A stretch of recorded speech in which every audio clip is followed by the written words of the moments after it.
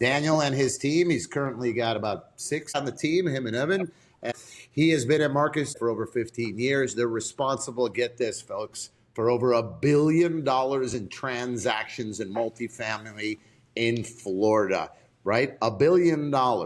You heard me right, in over 650 transactions. Well, if you're going to be a leader, you've got to take responsibility for your actions, and that's the weird thing. Building the team in real estate, I've shifted what I look for in a mentee and somebody I'm training into the business from somebody with experience that I don't have to teach too much to somebody almost with no experience. It's the personality truly to connect with another human being that you really need. Authenticity, honestly, is the most palatable thing you can give somebody to build trust. If you're attached to the paycheck, you're a slave. Okay, you're a slave. Right. If you're attached to the relationship and doing the best thing for the client, what's best for them to help them make money, dude, the money will start flowing. So the larger scale of problems you can handle, the more you get paid. So I tell them, listen, my same exact philosophy in different words, right? I tell them that the purpose of our business is to solve problems, right? And when you solve the problems on a scalable level, what happens is the universe rewards you 10x the money. In the early 90s, I had that sign on my wall that said the one with the most toys wins. You remember that? Right. Yeah. Right. It had a mansion, it had a jet, it had a Rolls Royce. What I've learned, and I'm sure you can reflect, is that doesn't work. Today's guest is a force in Florida multifamily. Daniel Cunningham is first vice president at Marcus and Millichap, where he's closed over 650 deals, totaling more than $1 billion. He's not just a broker, he's a battlefield-tested strategist who helps investors extract every dollar of value. And with military precision, a powerhouse team, and off-market reach, Daniel brings deals to life and profits to the table. Stay locked in. This is one conversation you don't want to miss. And I tell people, you're not going to learn how to sell commercial real estate by going to school, taking online courses. You're going to learn it from your clients because they all solve their problems differently. And if you're meeting with 100 clients a year and understanding how they run their properties, there's no other education like that. Still have a client from 2008 who had insurance that you saved him $25,000 in 2009 on his insurance. And after booking $15,000 in profit that year, and he went from having to do a short sale for $800,000 to his property now is worth over $4 million, and he's still a loyal customer of yours. And I helped him from losing his property, and guess who he's going to sell it through? One lady in particular in Lake Worth, I told her, why would you default on your mortgage? Pay your mortgage. You're making enough to pay it. Get through the market. Her attorney gave her other advice. You won't have to pay the mortgage. You can stop paying. Once it goes into default, you can negotiate a lower balance. She lost the property. I ended up selling the mortgage for the lender and then selling the property again. And this poor lady lost everything, and I gave her the right advice.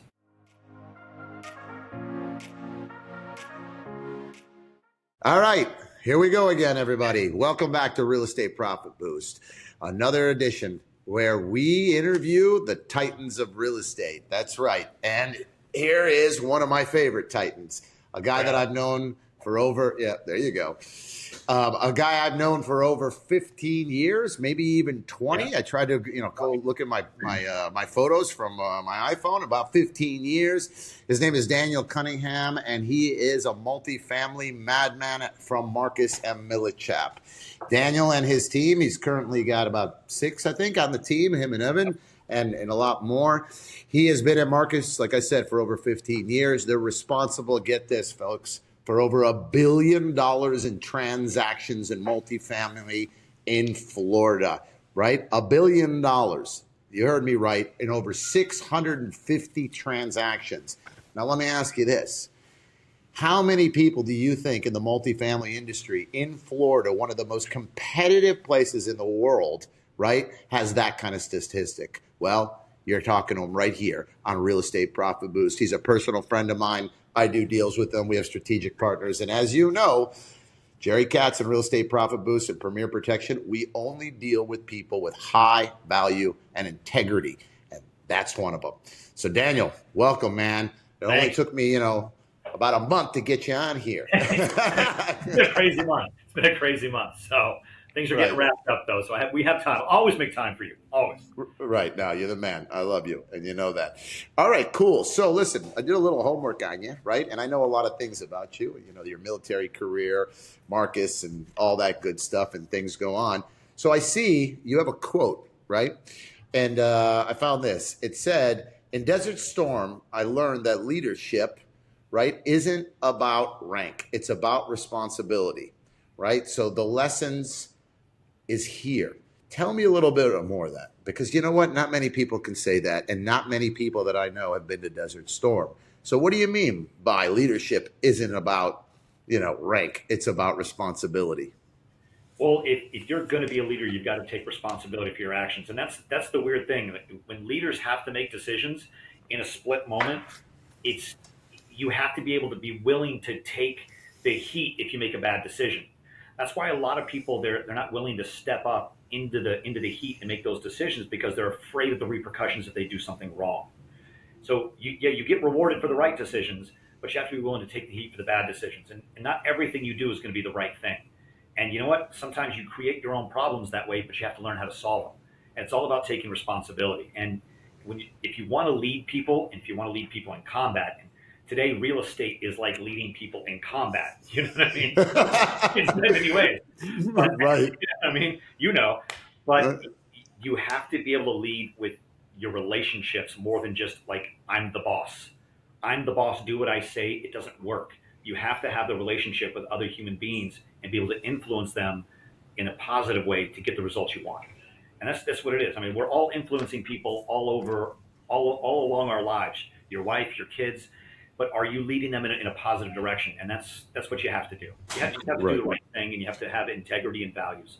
So Right. So how would you say, how does that work, right? Because I agree with you 100%, right? I have a metaphor for myself, and I've made some mistakes in the past in leaderships, right? You got to be willing to make those mistakes and take responsibility 100%. So for me, I have like a metaphor. I say, I am the lighthouse, right? I am strong. I stand on the cliff. My light shines deep. I stand on my value systems. I stand on my problem solving. I stand on what I call stay calm, stay positive, never give up. But my mistakes in the past is when I approach people and I see them swimming in the ocean, right? And instead of allowing them to come to me and swim, right, which is the lighthouse, the leader, right, I tend to throw a life raft in there, right? And then I tell them, do this, do that. You got this. You're better than you think you are. You can close that deal. Yes, make an offer on that property, all that kind of stuff. What I've learned is I never give up, and sometimes that drains me because those people, they're not ready to swim, right? Do you have experience with that, building your team in the military? yeah. Outside the military, as far as real estate, building the team in real estate, I've shifted what I look for in a mentee and somebody I'm training into the business from somebody with experience that I don't have to teach too much to somebody almost with no experience, because the skills you need for real estate. I mean, I joke and say you can teach a monkey, maybe an orangutan, maybe not a normal monkey, maybe an orangutan. You Right. need to teach that over time through lessons and repetition, but it's the personality truly to connect with another human being that you really need. And ultimately, this is sales, it's service and advisory, period. And you have to be able to connect with another human being on a human level. And because 90% of real estate has been the same way for the last 50 years, it's you have to get somebody to meet, to trust you and like you, and then they will do business with you. It's very rare when I'm picking up the phone, cold calling a client, and they go, "Yeah, I'm ready to sell. Come meet me," and they sign a listing. It doesn't work that way. It takes years to build relationships. Right. And when you're building a team, it's hard to teach that because most brokerages they're teaching their agents like robots. Here's the script to read. Hi, this is so and so from so and so. What are you doing in the market? And it doesn't work that way. You got to find a way to build a human connection with somebody. And Right. you have to be open, you have to be in the moment, and you have to be paying attention. You can't be reading off a script and have these pre-canned lines of things you're going to say. It doesn't work. No, It's it doesn't. inauthentic. Authenticity, honestly, is the most palatable thing you can give somebody to build trust. Right. No, I get 100%. And like, for example, my biggest challenge with my reps in the insurance industry is when you ask somebody, what's the purpose of the business, right? The first thing they say is to make money. And I look at them, I go, that's where you're wrong. The Yeah. first thing you got to do, What's your answer, Daniel? Mine is like focus on the process. Okay. If you're attached to the paycheck, you're a slave. Okay. You're a That's right. slave. If you're attached to the relationship and doing the best thing for the client, what's best for them to help them make money, dude, the money will start flowing. Yeah, it might take you a little bit longer to start making money initially, but you'll build a business of loyal clients that will tell other brokers, I've got some money. Thank you, but I Right. got some money. Thanks for cold No, calling me, but I got someone. right. No, 100%. So I tell them, listen, my same exact philosophy in different words, right? I tell them that the purpose of our business is to solve problems, right? And when you solve the problems on a scalable level for high net worth commercial real estate investors or any other business, what happens is the universe rewards you 10x the money, right? Because your focus is on solving the problem. And 99% of businesses, industries, brokerages, insurance, mortgages, they don't get it. They're thinking about how to fill their pockets, right? And that is what I've learned. And believe me, I was one of them back in the day on Wall Street and things like that. I thought money, money, money. I used to have in the 80s, growing up in the late 80s, early 90s, I had that sign on my wall that said the one with the most toys wins. You remember that? Yeah, Right. yeah. Right. It had a mansion, it had a jet, it had a Rolls Royce. What I've learned, and I'm sure you can reflect, is that doesn't work, right? Everybody feels it. Can't take them And with you either. Yeah. yeah, right. The last thing I want to do is be the richest guy in the graveyard today, and so on. So if I take you back, Well, right, you're a before you want, I want to touch on that point you just made about problem solving, and when your mindset shifts to understanding how the world works and value is a storehouse of money basically, and if you're giving somebody value without expecting anything in return, and you're solving their problems, that's a storehouse. You haven't cashed that check yet, but you're going to cash it later. And when you understand that mindset as a real estate or any business you do, because it works everywhere. If you go to the grocery store and you're having the cashier scanning your items, there's a problem. Oh, this doesn't scan. She can solve that problem. She gets paid to solve that item scanning problem. right, That's the only kind of problem she can solve. So she gets paid X. Now the store manager, he can solve bigger problems, so he gets paid Y. The regional manager solves bigger problems, much bigger problems. He gets paid more. So the larger scale of problems you can handle, the more you get paid, the more value you drive to somebody by solving those problems. And that, correct, once 100%. you understand how the world works that way, your life can change, and your pocketbook can change, and how your life you can live it can change. It's crazy. And you'll see it everywhere. You'll look at, a waiter can solve problems, but he can't solve this one, so he's got to go get the manager, and the manager gets paid more. That's the way it works. So, yeah. No, I get it. And when I see young people, right, especially hustlers, right, the side hustle, you see those young, aggressive people, but they don't get it, right, in their 20s. They're thinking me, right? And they don't think about solving problems for others. They think about how can I make the money and what do I do for myself? And it's tough, right? And, you obviously, Daniel's got a team of 6, 7, all successful, right? And I Marcus and drive Millichap, that to these guys. I drive it and drive it and drive it, and they right. see examples happening of it, and so then their mindset shifts too. So, Right. And absolutely. so for example, at Marcus, right? It's a belief system, right? So at Marcus, tell us a little bit. When you started Marcus, they are known for, very competitive inside, right? Internally they compete with each other, the brokers. But what about, onboarding from the beginning? From what I'm told, they start with zero. Tell us a little bit about the Marcus process and why it works and who gets weeded out and why you and your team are so successful there.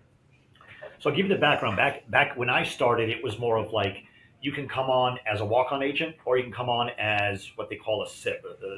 It's you get paid a very limited amount of money on the deals you generate because your mentor is subsidizing you monetarily. A walk-on agent, you make nothing.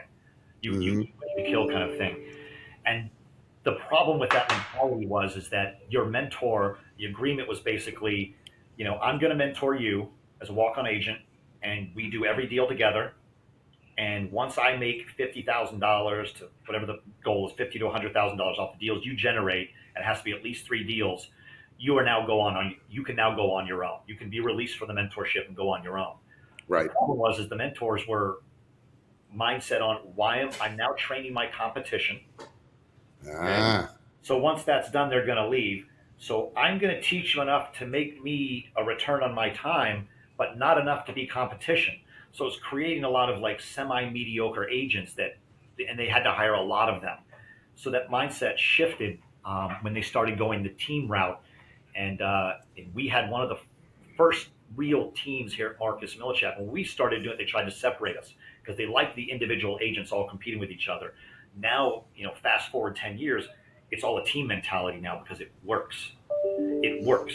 And I'm training these guys to know everything I know, learn everything they can from me, and they're becoming better faster.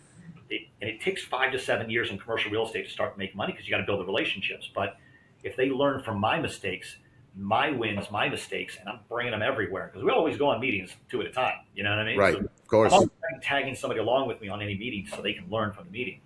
And it's been significantly, dramatically better for the agents because these guys come in here sometimes they're not making money for a year or two.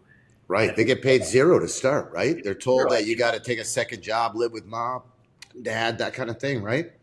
Yeah, and that's my question when I interview these guys. I'm like, number one, do they have the personality? That's the most important thing. Do they have the personality to connect with another human being? Can they have a conversation like we're having without scripts and agendas and bullet points? Can they just riff and just go? And then do they have money saved up? Right. You said over 3 years What are to their make monthly relationships. expenses? What are their monthly income that they have coming in from something else? And if they have money saved up, I'll hire them. If not, I know they're going to fail because it takes Got time it. to get going. There's guys I have, an agent on my team, River Rhodes. He's Love River. crushing Yeah. making money his first year, but he worked really, really hard and he paid attention and he implemented everything I told him to implement. And he's now in an office. He's 24 years old. Right. No, I know. I call him the man of Boynton Beach. I feel like he's always got deals in Boynton Beach. He's canvassing the neighborhood. He brought me great deals. I just, I'm like, River, I love him, his wife. He's super tall. He's cool. No, I love it. So, listen, that's a relentless structure. I had a very similar background on Wall Street, right? At one point, I worked for Stratton Oakmont and I wanted to live in the city, Lehman. Same thing. I got paid zero, right? And they took in all of us. And again, we had to open 40 accounts for our mentors. Out of 100 people that I watched come in 12 months, 4 to 5 would make it. And it was the guys or the girls who stayed. I opened my first account in California at 10 p.m. at night in New York City and ran to Times Square to buy a money tie because the tradition was to cut it. So when you're interviewing in these processes, right, because this is one of my challenges, how do you find what I call Johnny Bravo, right? Do you believe, because Johnny Bravo, no matter what, right, if the troops are left behind, he sees them, he doesn't think, he doesn't fear, he goes, he saves them. I always question people and myself, are Johnny Bravos made or Johnny Bravos born? Because River Rhodes, to some degree, and all of us, we're the Johnny Bravos of the world, right? Yeah. That's a really good question. And you know what? Bravery is not something, being that kind of courageous, brave person, it's not created, it's discovered in the moment. Mm-hmm. And doing something you don't want to do, but you do it anyway, or you're faced with fear, but you do it anyway. I think it's brave people and courageous people are born in the moment. When the moment arises, they respond in the right way, and they do it without thinking about whether they're scared or not. They just do the right thing, and that is something that I found is kind of rare in a sense. So, and it's tough to say, are they born or are they made, right? I question that, right? Because in an interview process, very different, but it's those people who rise to leadership. Which is crazy. And, I always say that one of my philosophies that I've learned in my life is, how they say ready, aim, shoot, right? Yeah. It's the worst freaking thing ever, right? Here's ready. Okay, let's say I'm basketball. Am I ready? Did I wear the right shoes? Do I have the right jersey on? Am I ready? Did I practice long enough? Did I do this, that? Yeah, sure. Paralyzed, right? Here's aim. Okay, do I do a back, should I hit the backboard? Should I do a dunk? Should I hit this? Wait, is this a layup, right? But it's exactly what you're saying. High performance brokers, leaders, everything, they just shoot, right? And that's where performance comes. And I've seen so many people overthink. So it's interesting. As I get older, I start to analyze my blind spots, right? Or how did I get here and what separates me? And I find, even when I speak at conferences on real estate, right? I find, last night I was at one, that I speak and I talk about these concepts. You understand them. You're a leader running a big ass team. You've got $1 billion and stuff under your belt. The masses don't get it. It's weird, right? They're like, I talk and I'm like on simple concepts like the 5 buckets of success. First, you get an education, then you get skills, then you get resources, then you build a network, and then you get a reputation. And you can't skip those. You can't go from not knowing real estate to Daniel Cunningham, right, doing a billion things. And they're like in shock. So it's interesting to me. I'm always playing around with that up in the head. So that's why it's super important that I share things like this on Real Estate Profit Boost and get guys like you, because at the end of the day, we'll talk about this with you. It's about impacting others as a leader, and so forth. So if I go back a little bit and take you back, you're a decorated veteran. Question: what was the moment you decided to walk away from the military life and step into real estate? Well, I didn't really step into real estate, but I decided to walk away from the military after 8 years because I saw guys that were in their 30s or 40s working 16-hour days. I found that it was really hard for those people to build a family, maintain relationships with their kids, and they were aging prematurely just because of the workload. And Wow. I just wanted something different. And I was in the Gulf War and I was in Panama Noriega, and it's not something that I wanted to subject myself to anymore. It was hard work. And it was tough, and I enjoyed it. I enjoyed the challenge because adversity truly does introduce somebody to themselves. And sometimes you get to choose that adversity, sometimes you don't. I didn't, but it introduced me a lot to myself. I went into airborne because I was afraid of heights. I was figuring, okay, jumping out of a plane, Wow. that'll give me that'll rid my fear of heights. You don't get to jump; you're pushed out of the plane basically in a line of guys. What I discovered through that is it did not erase my fear of heights. I'm still afraid of heights. I still get crazy anxiety on the edge of a building, crazy. But I realized it made me realize it turned me braver. It made me realize that I can do things that I'm deathly afraid of and just push myself to do it. So that's what it taught me. But I just wanted to do something that was more meaningful. And so I got out, I went to college, I did pre-med, Wow. I did my first year at UM, and I saw the same pattern. I saw these doctors that were, 40, 50 years old, going through divorces, working long hours, premature aging. You're not allowed to tell a patient, hey, everything's going to be okay, because you get sued for that if it's not. And so then I went into emergency medicine. Okay, maybe I can be on the front line. So I did my paramedic, EMT T. Mm-hmm. course in fire school in record time because I had the background for, anatomy, physiology, and all that stuff. I had a degree in molecular cell biology, and then the market fell out. So you get a job as a fireman anywhere. There's 10,000 people in line in Right. 2006, 2007 for 4 jobs, and most of them had 10 years experience.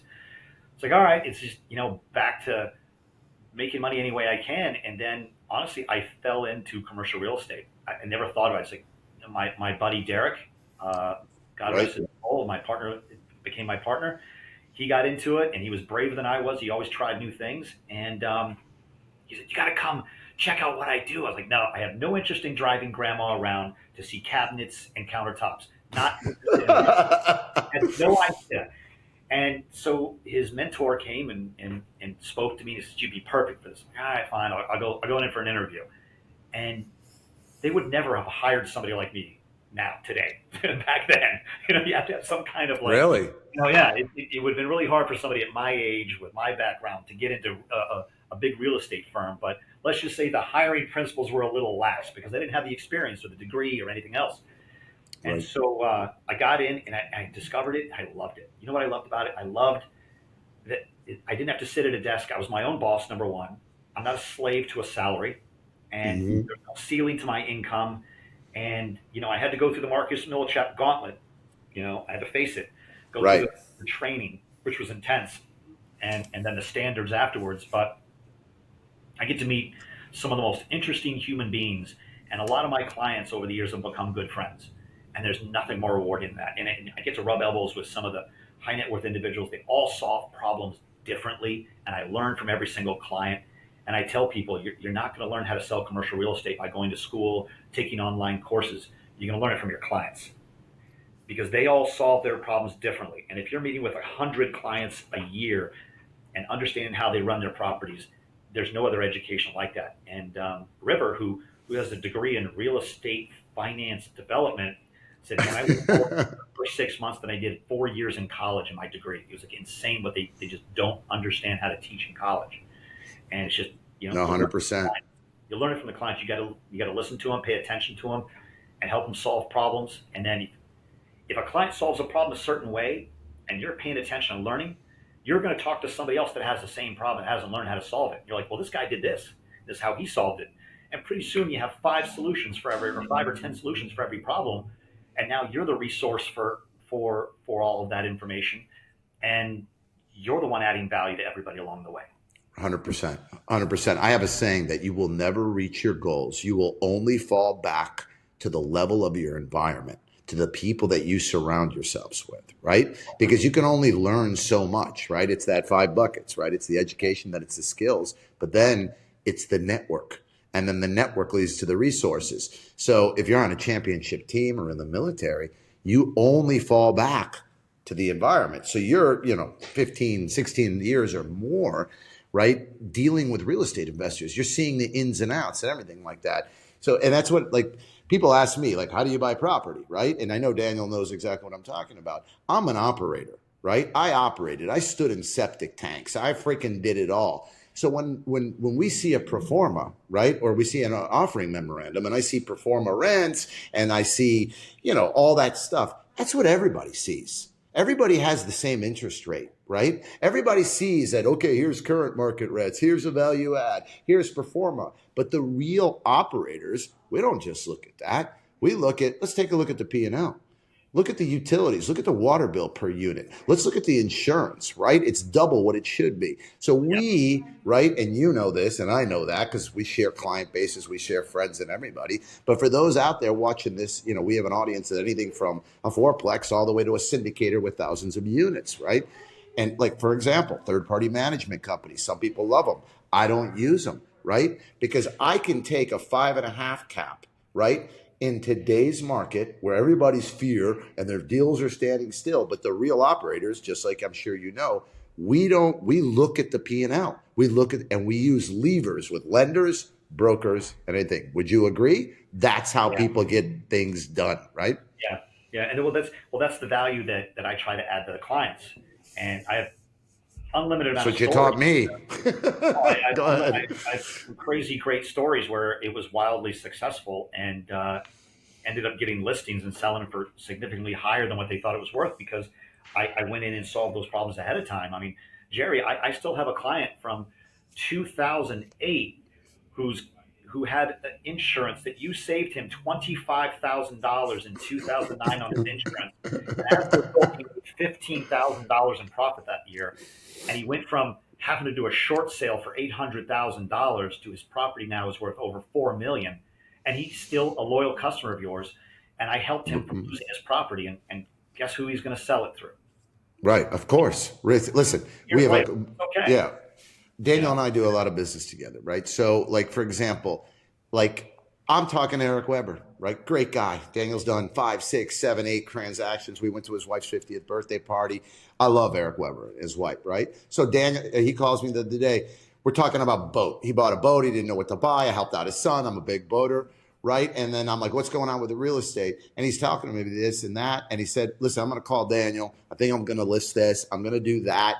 That's where that trust and relationship, like Eric Weber's been with us for years, right? He's been with you for years. There's no competition. And the key is you always do the right thing. It's that loyalty, right? So I get it, right? I mean, it's for me, it's very difficult to recommend any other broker in the multifamily space. Why? It's because, I mean, you know that, right? So listen, there are the up and comers. There are the guys that are, doing it. But the majority of every industry. So for example, in my industry, in insurance, right? Like even my son's in risk management school. He comes and does an internship here from FSU, right? He's calling our clients, telling them that they're missing 37 coverages, okay? He doesn't understand real estate. Right? He understands risk management, and that's what they trained him on. And then everybody that offers him a job in the future is commission based, right? So he thinks he's doing the right thing, but he doesn't understand risk. He doesn't understand that I own this building, for $2.2 million. The structure is 5,000 square feet and it's got brand new roofs and hurricane windows. And the value of the dirt, I paid, let's say $2.5 million, $500,000 value add. The value of the dirt is $6 million. Yeah. So why do I need to insure it for, $3 million? What do I have to lose? Right. And the problem with the industries, even yours and mine, is they're too focused on these cookie cutter programs, right? Or, they're commission driven. So why would somebody with a $300,000 insurance policy, next year the renewal comes and the market drops 20%, why would they sell it for $260,000? Because they're taking, 20% haircut on the revenue. So they don't get it. And my son questions it, right? But he's 21 years old, So we got to teach him the right values. But what I've learned and you've learned, and that's why when you find the players like Daniel, right? And there's many teams at Marcus, and I only work with maybe a lot of good guys. And I work with two of the biggest there because they share that value system, right? So that's how I vet everybody, right? So let me ask you this question, right? We'll go off a little. How easily is it to manipulate an offering memorandum, like a syndicator, right? He changes 0.5 percentage point. The IRR goes up 3 points, right? Yeah. So underwriting deals, is that the key to real estate if you're an investor? Or what would you suggest? It's underwrite. Look, understanding how to underwrite correctly is the key to not making mistakes. Correct. Look, I'm a broker, and I'm going to sell it, and I'm gonna make it my offering memorandum the most promotional it can be. But I am not going to lie about the numbers, and I'm going to do my due diligence myself. But I'm going to look for the paths that an investor can take to add value to the property. And if I've known the seller long enough, I'm going to have the seller do that before I go to market. Mr. Seller, your insurance is too high. Your water bills are too high. You must have a leak. Real investors are using this boost to boost returns. Real estate profit boost. So why aren't you? Watch now. Click below. Okay. So Daniel, tell me about a story, right, where the operators, what makes a difference between the right broker and the right operator versus everybody can analyze an offering memorandum. Everybody can tweak, a little pro forma and things of that nature. And as an operator myself, I look at the P&L, right? I start to tear apart the expenses. I start to do that. So tell me a story where something like that made or broke the deal for you. So I can tell you a story. It's been a while. It's been a while since this happened, but you were actually involved, even though you didn't get the business, unfortunately. But you did help. It's okay. We were competing with 3 other major brokerage firms for an institutional quality asset in Plantation. 4-story, beautiful deal, 200 unit plus deal on a lake, and the brokerage that sold it to them was in the running to sell it, and they were considering selling it. So we got the assignment. We were like, we probably won't get the listing because we're competing with the brokerage that sold it to them. In addition, we discovered that the CEO of the company that owned the asset, his son was doing an internship with the brokerage here in South Florida that sold them the asset. So we had literally a 0% chance of getting this listing, but they had a lot of other assets in Florida, so we wanted to compete, and we want to at least give it our best shots to show them that, we're on the table, so we're considered for the next opportunity, perhaps. And we did our investigation. We put our OM together, and we flew to Tennessee to sit in front of the boardroom in the conference room, and we slid across our package, and we did the best job we could. And they said, well, so what do you think? We're like, we don't think you should sell it. Wow. They sat back, well, all the other brokerage teams said it's a great time to sell. We're like, it is a great time to sell, just not this asset. And they were just like, why do you say that? And I was like, number one, why'd you fly to Tennessee? Number one, your insurance estimate is based on wood roofs, and you have concrete reinforced deck roofs. So your insurance quote is off by about $80,000. Here's a quote from a reputable company, which was you at the time, for $80,000 less than you're currently paying. In addition, he's confident that he can get you 3 years of that overpayment back to you. And you can see one of the guys that was in the center, he did this. He was like, he looked at another guy. That guy was in charge of the insurance. The CFO. So it's like, it looks like somebody just kept hitting the renew button and they didn't have the property classified the right way. So that's $80,000 you can shave off the P&L right there. It's like, in addition, we did a 24 property rent survey in a bubble around the property, and we discovered that they had the lowest occupancy at 91%, and the market was 96% occupancy. They had 91% occupancy. They had the largest units in the marketplace, the lowest rent per square foot out of all those rent comps, and the lowest rent per unit out of those rent comps. Wow.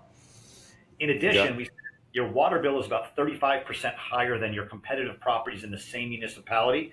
You've got a massive leak of water at this property. Unbelievable. Right. We talked about a lot of other things, but those are the 3 main points that we discovered. And they gave us a call a week later. They decided not to sell the property yet. They decided not to engage any brokerage. They fired their management company. Unfortunately, you didn't get the business. They had their own insurance broker, but they did discover that their insurance was classified wrong. They did get a $240,000 check back to them. So $240,000. Right. That $80,000 insurance, by the way, was worth $1.4 million in sales price. That's right. Yep. They just had a massive leak underneath the pool to one of the main buildings, leaking into the lake next door that they fixed. 60 days later, they called us. They hired a new management company, and we got the assignment. Oh, my God. Textbook, Daniel. Yeah. And we sold it for $4.2 million higher than the other brokerages said it was worth. Did you sell the property eventually? Yeah, we sold it. Nice. You know what? I mean, I love that story. And here's another assignment in West Palm Beach from another property as a result of that too. But we went into that assignment knowing we're not going to get the business. We're just going to put our best foot forward, and we dug into it. And because we dug into it, and that's what I like to do is like, if a seller calls me and says, Daniel, I'm ready to sell, I would say 60% of the time I'm looking at the new numbers I'm updating with, and I'm like, don't sell yet. Do this, this, and this. Right. And then by the end of it, some of these owners are like, you're the worst broker I've ever met. You convinced me almost not to sell my own property. So it's nice. But here's the funny thing, right? Here's the joke. You think I'm pissed I didn't get that business? No.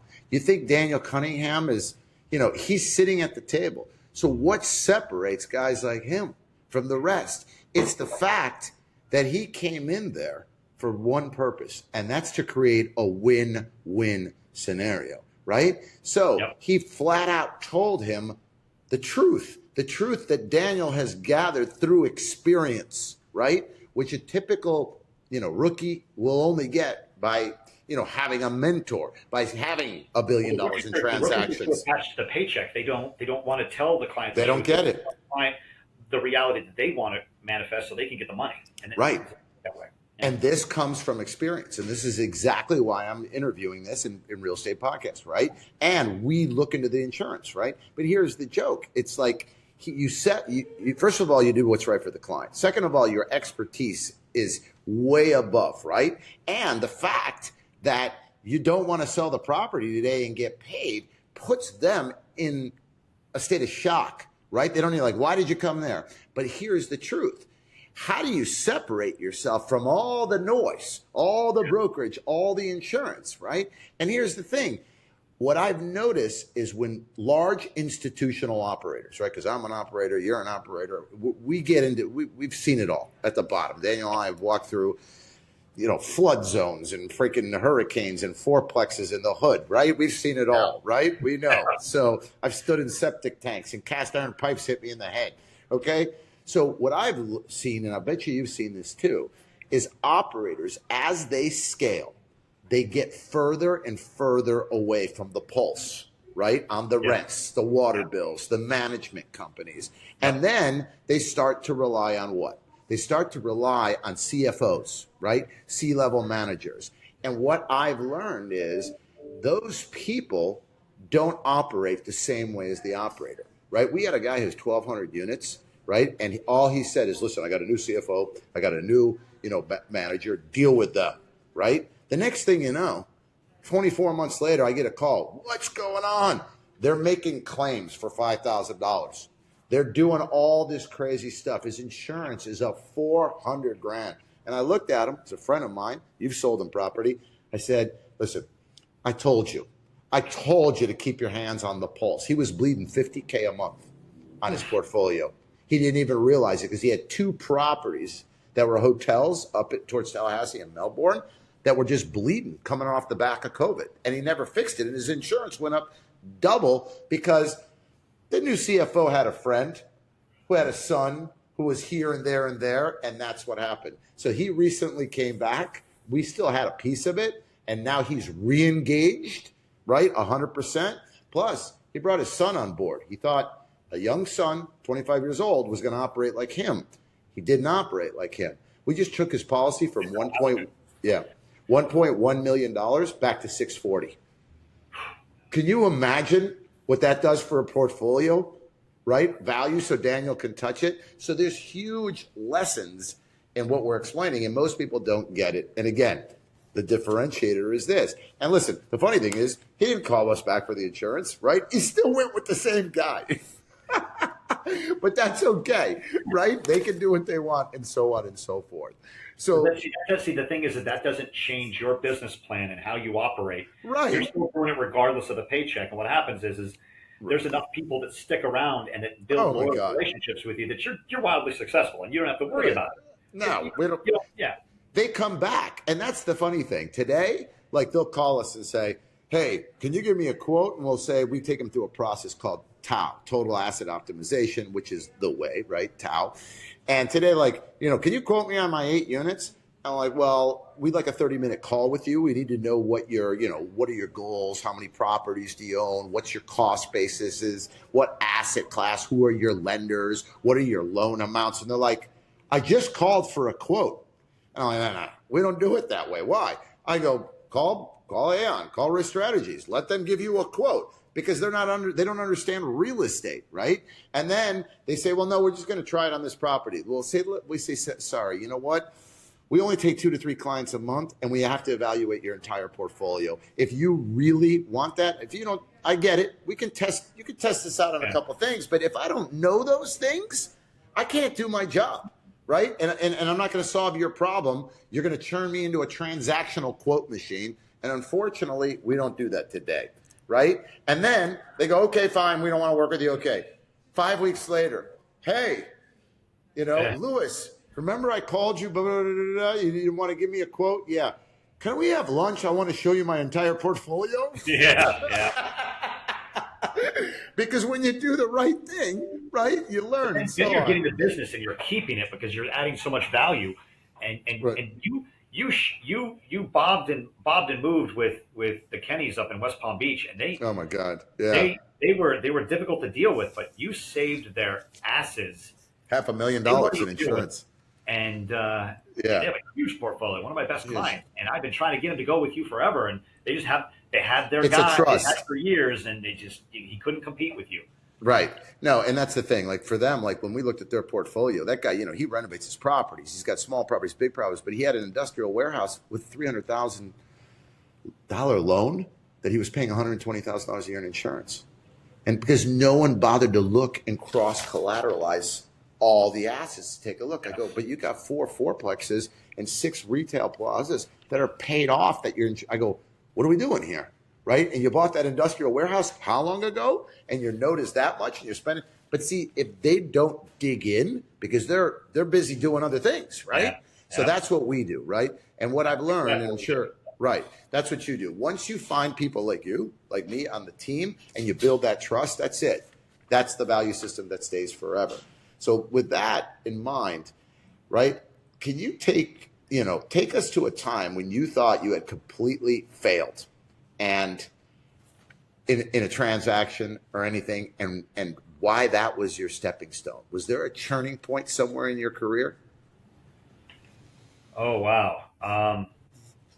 There was a few, actually. 2009 and 2010 was really difficult, okay? It was, my partner Derek and I used to make jokes that we should just wear black suits and buy a hearse on every meeting. We just drive up, give people a hug and say, we're so sorry for your loss, because it was a matter of, it's not can you sell for a profit, it's like, can you get out from your debt? and Mm-hmm. and there were just so many.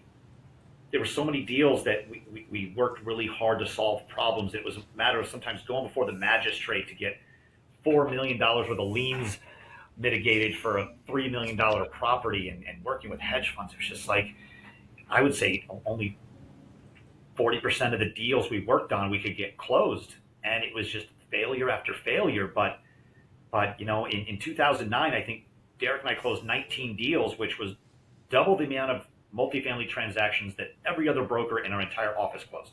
Wow. And you So, considered it a failure? well, yeah, because we were just hustling, and we were selling, a fourplex or an eightplex or a 10plex or a 30-unit building. We'd take anything we could get. You know what I mean? Because selling properties for 25,000 unit, and the buyer's like, 12, 15 pap. How am I going to make any money? Mm-hmm. Looking backwards, you laugh about that, but that's the way it was. And literally, we several times twice we had to go to a hospital and get somebody to sign a short sale on their deathbed so their family didn't have to deal with the mess. Oy. But there's a lot of clients we failed because we just couldn't solve their problems. We told them, like, you can do one of two things. You can save your credit or you can save your cash. You can't do both. Make your payments on time, save your credit, or don't make your payments, don't pay your taxes, don't pay your insurance, and hoard the cash for when you have to lose the property. And some people tried to do both, and they lost. And No, they called it the GFC for a reason. That's the new label, right? Global financial crisis. there was one lady in particular in Lake Worth. She had a 21 unit apartment building. She had 400,000 in debt, and the building was worth 700,000. I told her, why would you default on your mortgage? Pay your mortgage. You're making enough to pay it. Get through the market. Her attorney gave her other advice. You won't have to pay the mortgage. You can stop paying. Once it goes into default, you can negotiate a lower balance. She lost the property. She lost the property. She had Yeah. equity, and I ended up selling the mortgage for the lender and then selling the property again. And this poor lady lost everything, and I gave her the right advice. And No, I understand. Not everybody can listen, right? And they get it. I made some mistakes during that time. I mean, I survived the crash. You survived the crash. Most people don't. They get wiped out. But I did, I exited a lot in 2007 because I saw it. I didn't want to lose my butt. I lost my butt once in the dot-com bubble on Wall Street. But in late 2008, you guys had the Washington Mutual, the WAMU portfolio, yeah. Marcus and Holland and Knight and everything. I did a $10 million. Remember that? Yeah, you guys were liquidating. I mean, it was $1 billion portfolio that WAMU, it was bought by, I already forgot. And Holland and Knight had it, and you guys were brokering it. I raised $10 million in cash for what I called the Black Marlin Real Estate Fund. My mistake was a compound preferred pref, right? And what you told me during that time and others where I couldn't deploy it. I deployed 2.4 million in equity, and I had a compounding pref, right? And I had a blind fund with 10 million in equity sitting in the bank making 3% at that time or whatever it was. The problem is the assets never got released.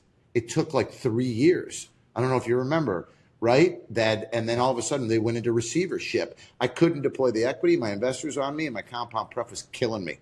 You know what I did? I had to raise capital, but I had to buy out all my investors to give them back their money back because I made them whole. But so I've been there. I've learned that, sometimes raising money before you get the deal into contract doesn't work, right? And you got to be careful.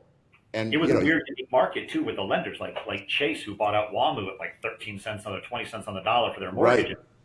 They were in the process of foreclosing, so I was doing hundreds of BOVs for Chase and Regions and all these other banks. Mm-hmm. And they discovered within the first like 2010, early 2010, that they were taking back pools of mortgages through foreclosure in a single asset LLC with 50 properties.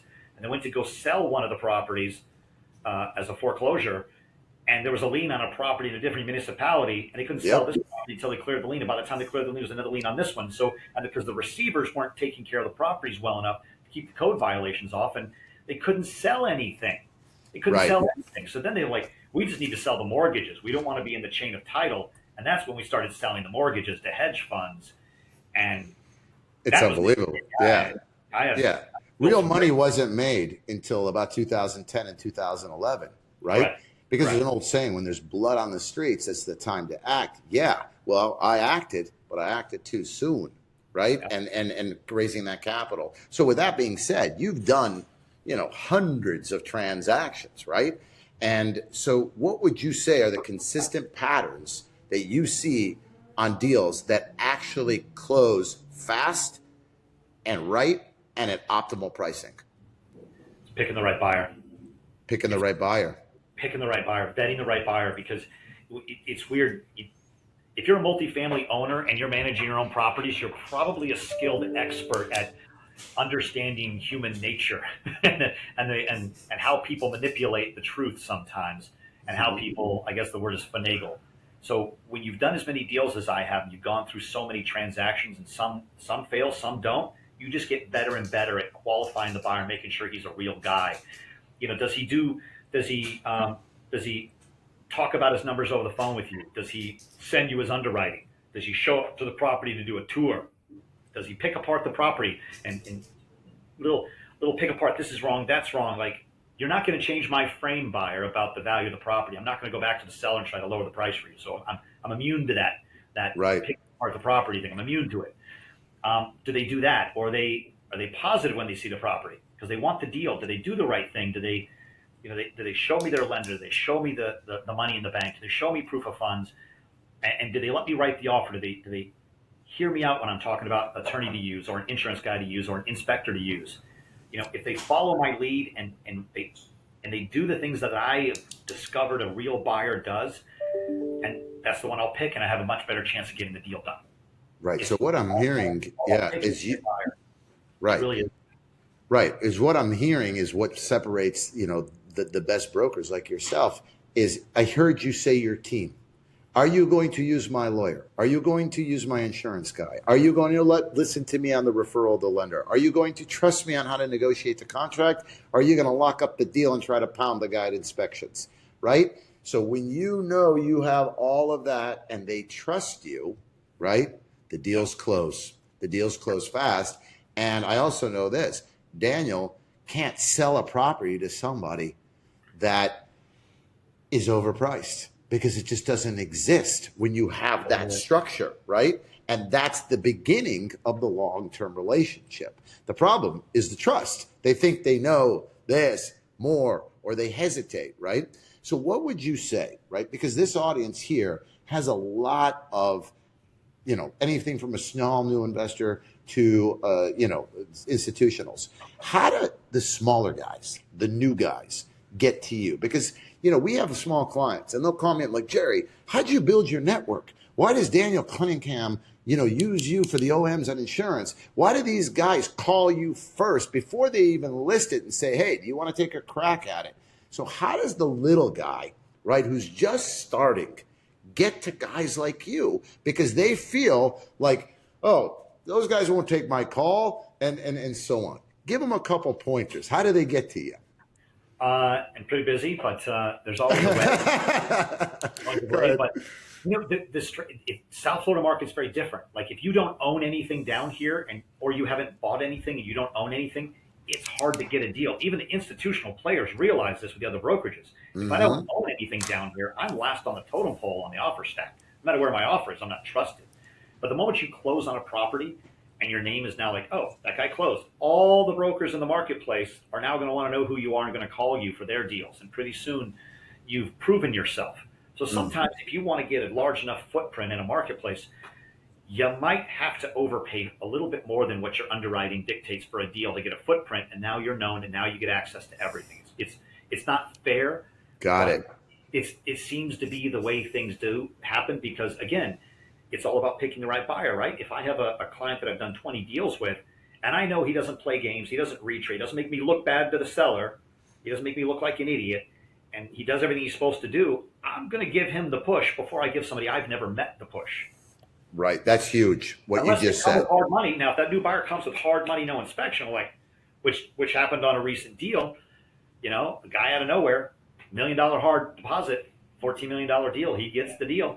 He gets the deal. Right. It's huge what you just said, right? The guy comes in, he's new in the market, right? He may be a little guy, a big guy, or whatever. How do you establish yourself? First of all, how do you make the broker look during the transaction, right? To his seller, right? And I get it. Sometimes to enter the market, you got to pay a little bit, right? Be the guy that overpays. Be the guy that doesn't give the listing agent like yourself or the brokers a hard time. Because why? And the seller. Now, all of a sudden, then you're saying, okay, this guy's a good guy to deal with. He closed. He did this. He trusted me, right? And that's the beginning of a long-term relationship. So on your team, right, do you guys practice, do you train on how to build relationships that last 5, 10, 15 years? Oh yeah. Oh yeah. That's the core value I teach. That's the core value I teach. I'm like, don't get attached to the paycheck. Don't get attached to listing properties. And one of my mentees came in the office. He was like, yeah, this is the kind of the conversation with on this cold call. And I told her, look, I really don't want to sell your property. I'm like, don't lie to her. You want to sell her property. The whole point of you cold calling this person is to sell her property. Own it. But that's not the point of wanting to meet. You want to meet, you want to add value, and you realize that if you are ever going to sell that property, it could take years of a relationship to get it. Got it. 100%. Years of relationship, adding value, adding trust, because everybody in this market gets cold called by brokers, and this is the fault. Have you considered selling? How do you consider selling? Would you like to sell? I have a buyer in a 1031, and they get hit with that all day long. And if you're calling for a listing, they're not even going to want to meet you. Got it. No, huge value here. I mean, I get it. And listen, it was a point I was buying property in Costa Rica. I overpaid for a small multifamily, like 15 grand, just because I knew the broker was the most connected guy that was trusted in Costa Rica. And he's like, no problem. Boom. That was it. I was his buddy. Right. And now he started giving me the deals before, but I knew there's sometimes a price you pay. But see, these other guys, they just overanalyze. They look at the OM, they look at the pro formas, and I tell them, that's not it. It's just not it. You got to think out of the box, and so on and so forth. So, a couple more questions here, right? Some things. Yeah. What's a belief that you used to hold in real estate that you have now changed your mind about in your career? It's a good one. I used to believe that it was a numbers game. I used to believe it was all about racking up the numbers. And I'm not talking about money. I'm talking about cold calls, BOVs, just rack up the numbers, just activity. And I was so focused on volume that I missed out on the most important thing. And that was like, I'd rather have less volume, but have better relationships, because I'll get more deals closed that way, instead of just getting 80 listings, half of which I won't sell because I took them overpriced, or I didn't do the underwriting right, and I didn't do it right. I'll spend more time with a client and a property now than I have ever done. I'll spend hours with a client helping him understand the value of his property, with the understanding he won't list it, but help him make more money. And then maybe I don't get the listing, or maybe I know I'm in competition and I come in at a lower price than other brokers, and I miss it. But then I'll pick it up on the back end when they can't sell it. But it's more of like, everybody used to tell me it was a numbers game. So Right. you're just like, pursuit of happiness, call. Now I'm more of like, I'll take my time on the phone. It used to be like, don't spend more than 5 minutes on the phone. If you can't get a meeting, get off the line from the client and go on. I'll spend an hour on the phone with the client if he wants to talk about it and he has problems, and I can have solutions.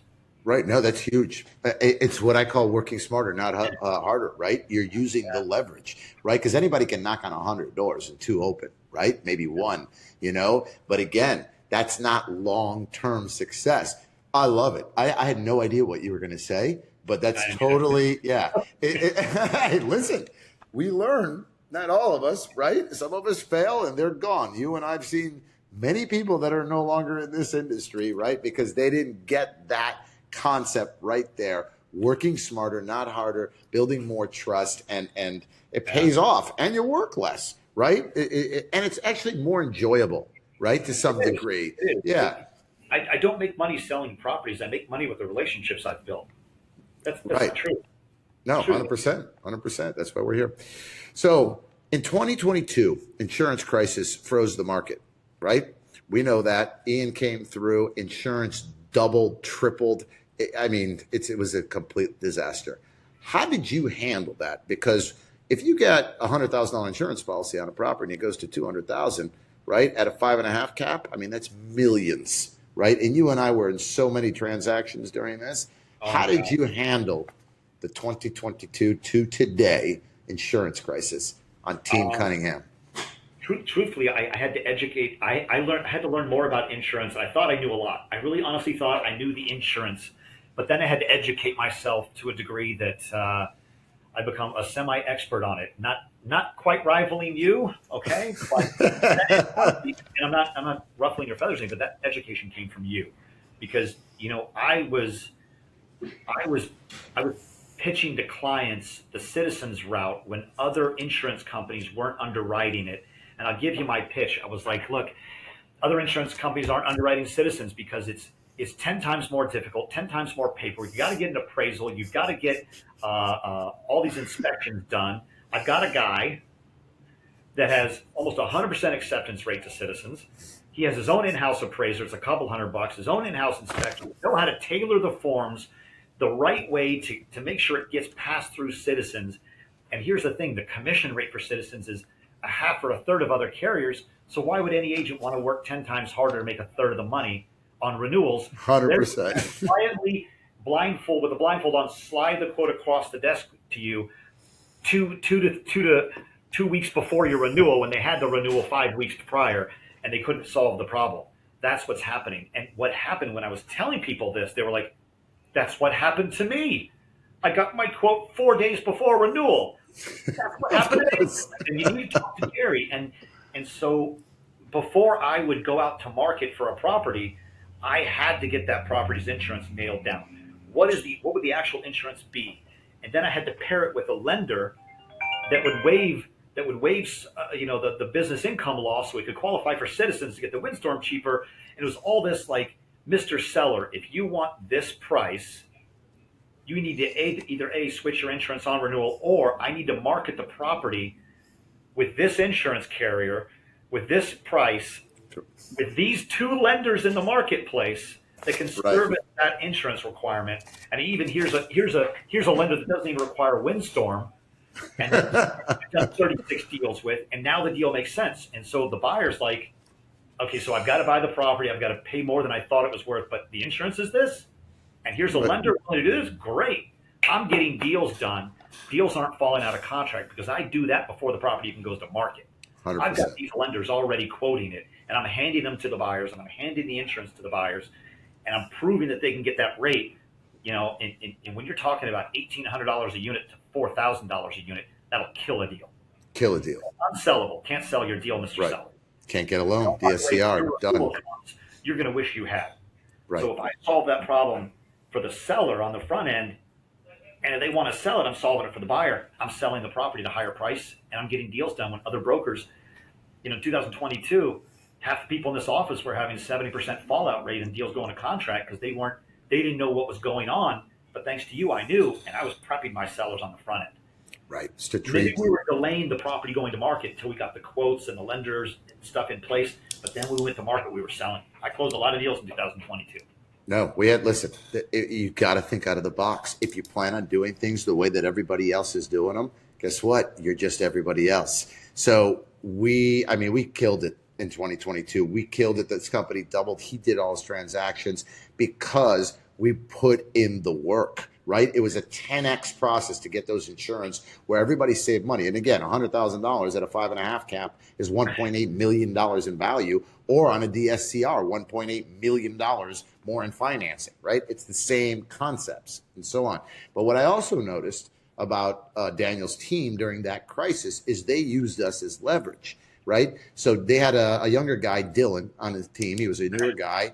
And Dylan, I'm assuming, was cold calling and basically working the book in new markets around Florida. Every single day, my team was getting calls from Dylan introducing us to a multifamily owner, a property owner. And because what I go, Dylan, what's going on? He goes, listen, Daniel put me on the phones, and he said, if they don't want to sell their properties, ask them about their insurance. Because if you ask 100 property owners in 2022 to 23, if they had a problem with insurance, all of them said yes. Yes. Right? So they still are having problems. They're still having problems, right? Because they haven't got to us yet, but they're getting to us through the podcast. That's the goal of this show, right?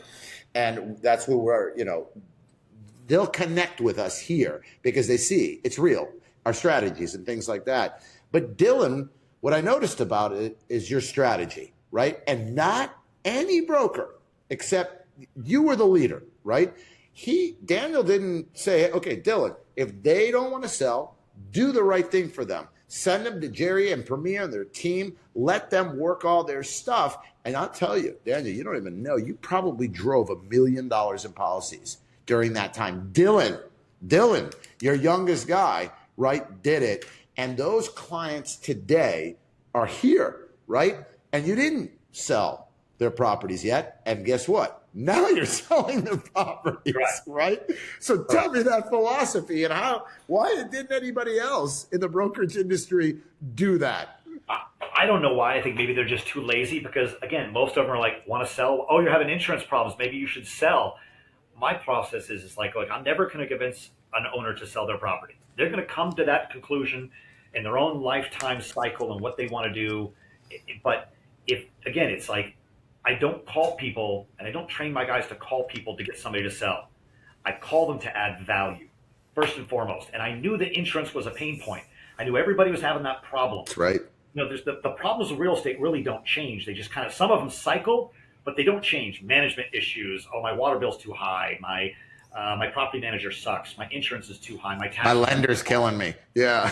or I'm not getting good tenants, or the rental market's down, and you help people solve those problems. They don't change, and you know how to solutions. And when I connected with you in 2022, I'm like, bingo! I can solve the biggest problem people are having right now. And that's going to give me an in. People are going to start to trust me. I'm going to make them more money, even if they don't sell. Don't care.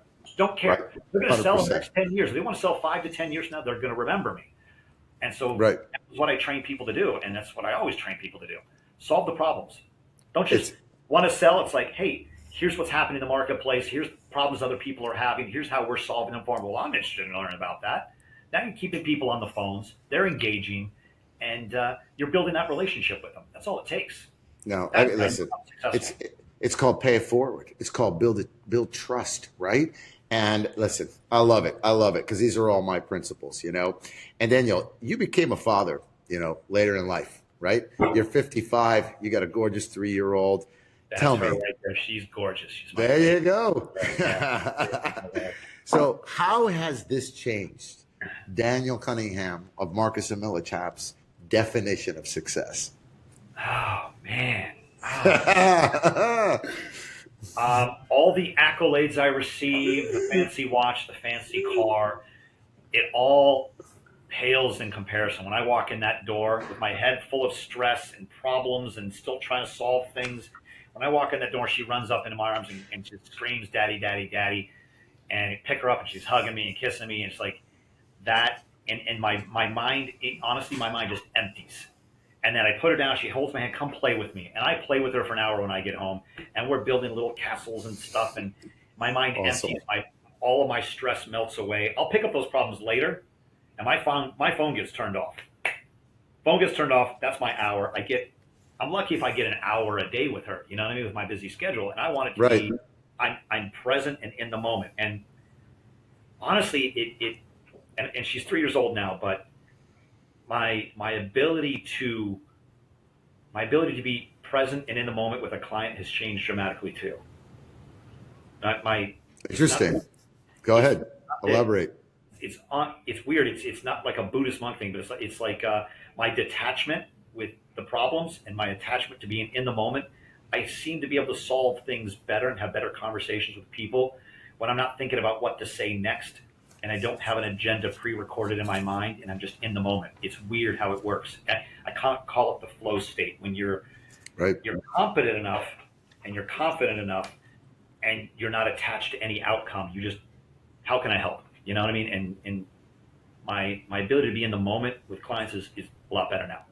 No, I love that. It's the flow state, right? The success. You're confident. Yeah, you're confident and you're not attached to an outcome, right? So therefore, that's when the magic kind of happens. I'm hearing it, right? I love the way that you put it. And you really solve the problem. You really create the connection, whether it's your daughter or the client. That's the gift this little 3-year-old gave me. And I've had it, but not to that level. Not to that level. Yeah. No, So that's often, and not many people don't experience the success of that flow state, right? Because they're always worried about a future outcome that may or may not happen, or the thought coming in the head. And what I'm going to say is going to make me look bad. Does my hair look okay? Does this look okay? I don't care. I don't care. I don't right? care. No. All right, so I'm gonna close it up with a couple of questions. Right, everybody knows where Daniel Cunningham is. He's at Marcus and Millichap. He's one of the largest multifamily brokers in the state. His team's rock stars. Everyone from Evan to River to Dylan to they're all really really good people. Not just brokers, but good friends and real people. And that leads me to the next question: what does integrity mean for you in your industry? How do people choose brokers? Integrity in my business is doing the right thing for the client, irregardless of what it means for your pocketbook.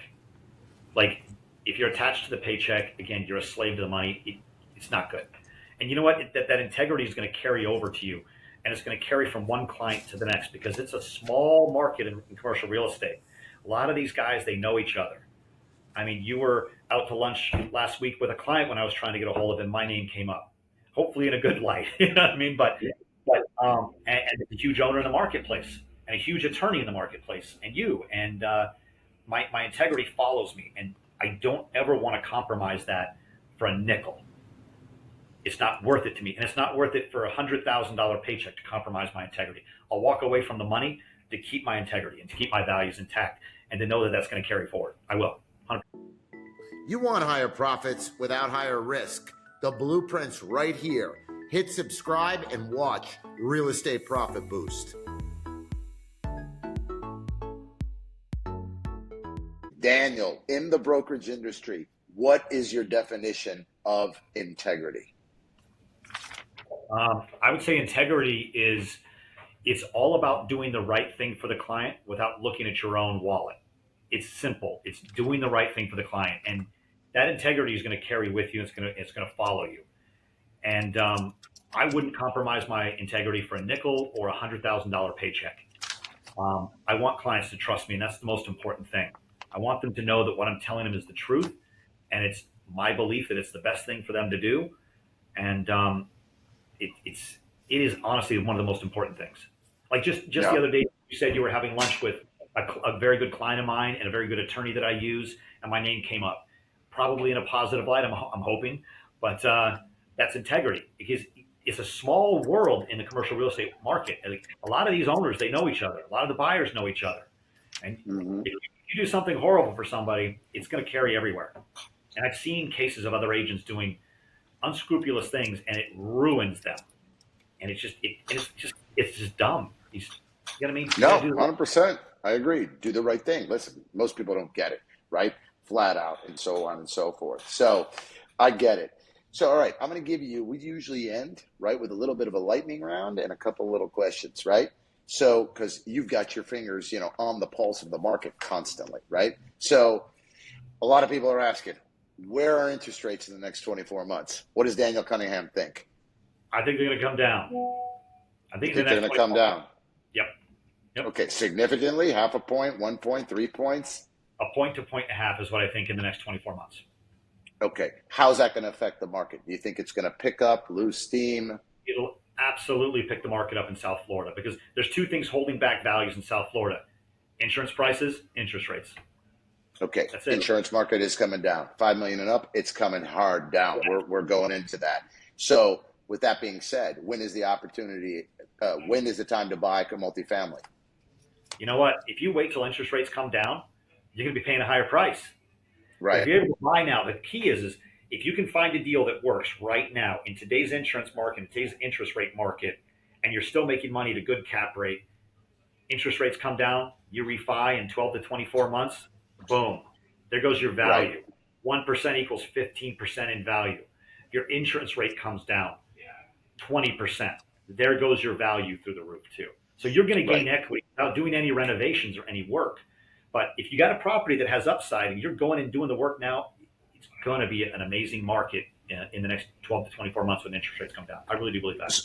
Right. So that with that being said, right, your smart money, right? That's the bottom line. Your clients are smart money.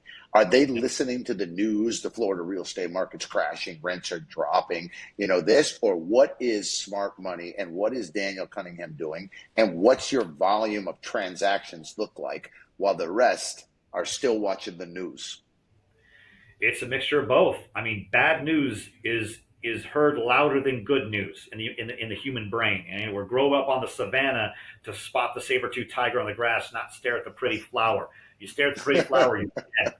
So yeah, negative news hits harder, but there are people that can see past it. And you know what? You find those clients, those buyers, those sellers, and you're just working more with them than you are the other people. And there's always the negative Nancy. Oh, the market's crashing. Oh, the market's going down. It's harder to rent. I'm like, it's not hard to rent. It's just normal now. Those guys that bought in 21, 22, they bought into a market where they had a vacancy and they had 15 people knocking on their door willing to pay them more than what they wanted. And now it's a normal market. It takes a month to rent your unit. And you might have to give some concessions. Welcome to the normal Right. market in Florida. And so you haven't seen it. So, but the seasoned owners know it. But it's just finding out who the real buyers are. Again, who the guy that has the optimism and that can see the future and has a vision. If somebody has a vision, they're going to do great down here. Right. And what I've seen is my current clients, which are your current clients, which I call the safety nets of the core markets, right? And they've got cash, right? So these are operators that have been with us, you, me, for 10, 15 years. They know their market and they're buying. And I feel like they almost create a safety net in the core markets, right? Because they start stepping in now, right? Because 24 months ago was more difficult, right? So to me, there's a clear softening in the market, but this is the opportunity. You and I have had this discussion. Our biggest smart money players that do it. You tell it all the day. So, by the time interest rates go down and insurance goes down, which we're seeing adjustments, it's too late. Then the crowd, all the buyers are going to be there already. Yeah. Right. Exactly. So you and I have discussed this. We discussed it yesterday with Jay, all those guys, and so on. So Daniel, what's a book that's had the most impact on your business and your life? He's got it behind him. Brad Radical Honesty. Phenomenal book. Phenomenal book. This Transform Your Life by Telling the Truth. It's pretty amazing what you can do in life if you just tell people the truth and you're not afraid to hurt their feelings a little bit, Right. That one and psychologically the Eckhart Tolle, The Power of Now. That book I've read 4 times and it's different every time I read it. But yeah. Now, that's awesome. Okay, a couple more, and we're going to close this up. So what do you say to a guy? Because I get calls every single day, right? Jerry, you know everybody, right? You know the brokers, the lenders, the this, the. I'm going to sell my 82 unit, and can you find me a buyer because you've got 50 people in your network?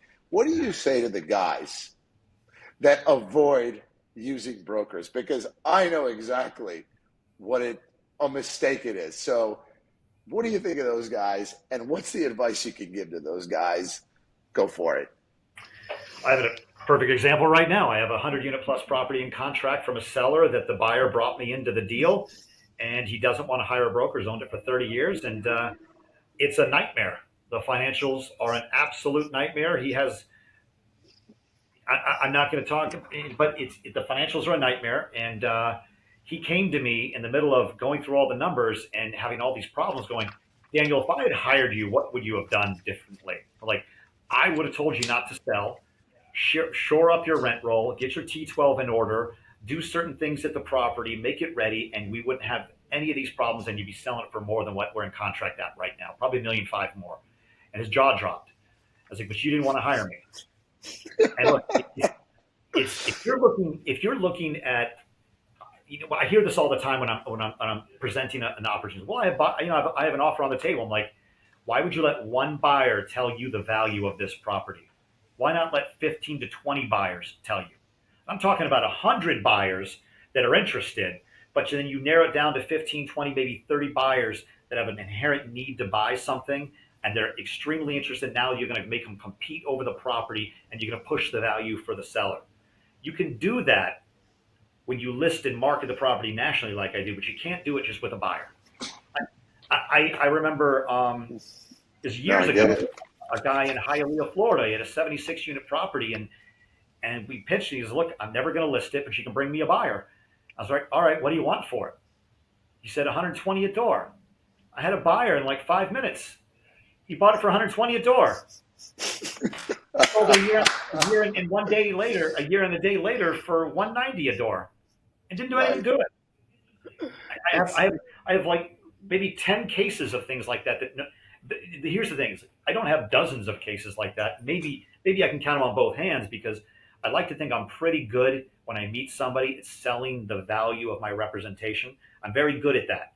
But some guys are just they do things their own way and they say bring me a buyer, and sometimes I no, do, and it very rarely works out to where they make the most that way. Why correct. You pay know me how many the times, same fee you're going to pay me to represent you to go represent the buyer? right. It doesn't make any sense to me. So Right. It's like the law of the universe, right? I'll get a little biblical. God says, okay, hey, here's Adam and Eve in the garden, right? And here's all the trees, right? And here's a abundant universe, everything, right? But what do? They focus on the one thing that they lack, right? Which is the tree. They say, don't do it. So these sellers are focusing on the brokerage fee, right? And they're focusing on that. But what they're not seeing is the abundance of experience, right? That's a perfect example. The building was worth 140,000 a door, right? He what did he do? He sold it to you with he's thinking I'm going to save a brokerage fee, but he lost 30 grand a unit on 50 units, right? He lost 1.5 million because he wouldn't pay Daniel's team 200,000 to sell the property. And but I've seen it across all industries, right? I have a buddy of mine who's selling his telecom, didn't want to pay a 12% brokerage fee, right? So he had offers with a weak broker, right? 8 to 12 million. Then finally, none of it was closing. Then he found one guy who specialized in telecom, right? He says, I'm charging you 15 points to sell the company. And he talked to all of us about it 10 times. He listed it with them. He sold it for 41 million in a month because the guy knows what he's doing.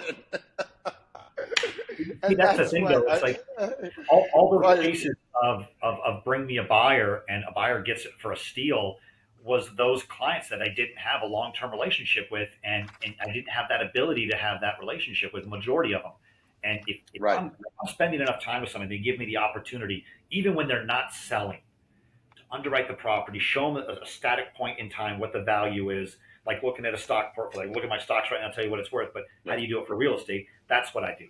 And I have right, clients that come to me every 12 months, sometimes every 6 months if they're thinking about selling. Here's the updated numbers. Here's the updated numbers. I'm saying, all right, move this rent, move this one, do this. And then all of a sudden the property's worth more and more. And then they say, time to sell, Daniel. That's when I get the right. big numbers. And that's when the buyers love it too, because they walk into a clean picture. Everything's done. The rent rolls are clean. The T12s are clean. The collections are there. They can get great debt on it, and everybody's happy. Right. You're like, listen, you don't send the girl to the beauty pageant unless she goes to the salon, right? The best one. And that's what he is. And I will tell you firsthand from my own experience with Daniel and his team, and hundreds of clients. There aren't thousands of people that Daniel will take on. That's the problem. Hundreds of clients that have started with 200K in equity, 50K in equity, that Daniel has taken through 15 years of transactions and 1031s because of their honesty, their integrity. They listen to the team, their partnerships. They've taken these guys from 100, 200 in equity to 25 million in equity in 15 years because he's the guy on the street with the transactions. And that is the power of working with Daniel Cunningham. And that's exactly what he's done for me and dozens of investors who share our same integrity and trust and have each other's back. That, for me, is one of the number one tool sets to build real wealth in real estate by working in that circle that I just explained. So if you don't think a broker is valuable, and by the way, how much time do you got to do what he does all day, right? You're supposed to be operating. How much you're going to be deal hunting all day? You know what separates 60 OMs, right? I'll tell you what, I don't underwrite OMs, guys. Daniel can say this. We talk about this all the time. I can change one number in an OM and it looks great. That's not the secret sauce. You got to underwrite the broker. That guy, right? Yeah. And when you underwrite his core values, his systems, his belief systems, what he stands on, the lighthouse, that's when he takes you from 50K in equity on your first deal in 15 years, the long game, right? To 300 to 500 million in equity. I've seen it a million times by transaction, 1031, everything. You know, him and I could spend hours, right? Yeah. Daniel has shown me I needed a 1031. He said, okay, when the buyer comes, do this. Extend the closing, go hard on this amount of money, extend the closing 3 times with 30 days, but make sure why? Because he buys me more time on 1031s. There are 45 so days, many things. 135 days identification period. Yep. Right, and so on. All right, so it's awesome. So, Dale, I'm going to leave us with this, right? You've walked through war zones and you've walked through boardrooms, right? And I've seen it a million times. What do you think the universe has been preparing Daniel Cunningham for next? Dang. I just love what I do. I don't know how it could, I honestly don't know how my life could get better than it is right now. I'm happy. I'm fulfilled. I'm building a family. I got a great daughter, great wife. My business is great. My team is amazing, full of loyal guys that it's like a brotherhood here that we have. And we all help each other, regardless of how much money we're making on each other's deals. We're helping. I don't know how life could get any better unless I'm just building a bigger team and just, what makes me happy is seeing the guys that I'm training that are fresh out of college, or Dylan that just skipped Ivy League schools to work here, in 6 figures, changing their lives, and they're just going from like driving a beat up car to driving a nice car and enjoying their lives, and that's what fulfills me too. I don't know how it could get better. I don't know what's next. I really don't, but I'm open to it. I'm open to whatever's next. The blessings are coming, dude. They're coming, my man. And listen, I heard it, right? So like you said, being present, right, on this interview in the real estate podcast, I heard joy coming from you on how your leadership, your integrity, and your value systems are impacting others. And you feel it, right? This guy didn't go to Ivy League school. He chose here, and now he's successful. He's this one, right? River, the king of Boynton. He's getting married. He's got a great wife. He's about, right? It's like Evan, right? Him and his wife. I ran into them at Lauderdale by the Sea. We had the greatest afternoon just because it's like when I see that and how we help each other and how we can impact others, right? And that's why I want to thank you for being here, right? So, and it's huge. And by the way, fellas out there and girls and boys who are watching this, share this with other people. And I'm not saying like, subscribe, share, whatever, thumbs up, yeah, because we'll get more traction. Because at the end of the day, right, what Daniel just felt is exactly why I created this show, right? At the end of the day, he doesn't need any more money. He can survive. I don't need any more money. That's not our motivation. Our motivation is to impact others. And that's why this show's been created. So share it with somebody who needs it. Share it with somebody before they fail, right? Share Daniel's insights on brokerage, real estate, mine, everything with somebody who's younger, who's someone who's been through the failure. Share the integrity and what it takes to succeed, the honesty, the radical honesty from his books. And that's what's important here for us. So with that being said, Daniel, who do you want to reach out to you out there? Because there's a big audience that watches this show. And how do they find you? Hey, look, if people are out there, what I love? I love working with people that are aggressive and they want to grow. Because I can sell you the deals. I'm not doing the work. I'm not putting in the work rehabbing units. You're on your knees changing the toilets and doing the things that need to be done and negotiating with tenants. You're doing all the hard work. I'm doing the easy stuff. But if I can help somebody grow, I have some clients I took from 14 units to 300, and their whole lives changed, and they're good friends, and I'm part of that. And yeah, I make money if other people make money, but I just want people to grow and have a great life, and that's what gets me up in the morning. This is a tough business. It'll grind you down to the dust if you let it. But the fact that I have a great team of guys that are younger and they got a lot more energy than I do, it makes me jump out of bed in the morning and come to work. That's the best thing for me right there. And if I didn't have these guys that I'm teaching, they think they owe me, but I really owe them because they're the ones with the energy and the vigor in the business. And I get to jump out of bed and come to work in the morning. And without a team, it's a lonely business. It wouldn't be that way. So Yeah. Love it, right? It's about the people. That's it. It's about the connection, the daughter, the wife, the team, the impact, and everything. So that's it. Another edition of Real Estate Profit Boost with Daniel Cunningham and Glad to be a his part of team. it. I love you, man. $1 Love billion in real estate transactions. $1 billion in real estate transactions. Top 1%. That's it. He won't even pat himself on the back. He I doesn't don't even even know how that realize happened. it. How that happened. I really don't. 650 different transactions with 1 billion, right? And we say that, right, not to, to flex or to be cocky. Like, he's got to reflect. But that's what he did, right? I insure $4 billion worth of commercial real estate. I'm like, what? I didn't even realize it. My head of ops did it because we do it. So just think about it. There's, in business, by the way, only 4% of businesses in America, okay, reach $1 million in revenue. Only 0.5% reach $10 million in revenue. So that's what, I know Daniel doesn't maybe even realize I didn't this, know right? that. I didn't know. That's news to me. Me Wow. either. My CFO started bringing up these stats to me. He's like, Jerry, you don't realize, man. Like, this is, and by the way, anything above that's a Fortune 500 company, Daniel. So that's where you are. I don't feel prestigious enough for that title, Jerry. I don't. I have no I know. accolades to represent that. So. Well, Daniel, I know one thing. You're proud of yourself. It doesn't matter if I'm proud of you. You're proud of yourself. That's what's important. Mother's proud of me, and that means something too. So. Right. All right, everybody. We love you, Daniel. I'll probably see you very soon and be up with you soon. Thank you for joining us on Real Estate Profit Boost. This was super special, super valuable. Everybody out there, comment, thank you. And that's it. Peace and love, everybody. Thanks, Daniel. Bye, everybody. Appreciate you.